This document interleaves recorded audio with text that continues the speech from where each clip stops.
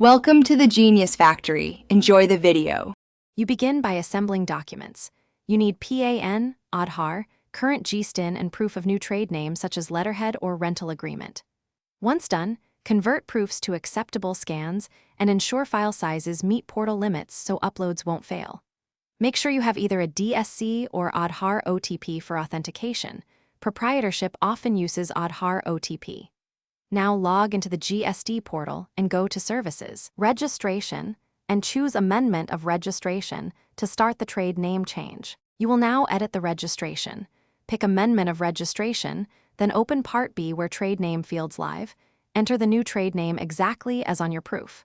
Next, upload supporting documents and enter the effective date and a concise reason for the change. Once finished, preview entries carefully because mistakes delay processing. Then sign digitally with DSC or authorize using Aadhaar OTP and submit. Note the ARN you get so you can track status.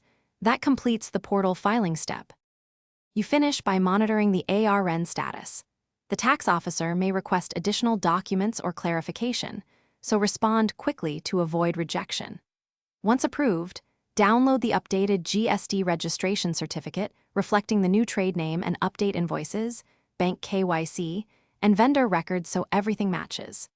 If the portal shows errors or the officer rejects your amendment, re-upload the correct proof with annotated explanations, or raise a grievance via the GSD help desk. Persistence usually.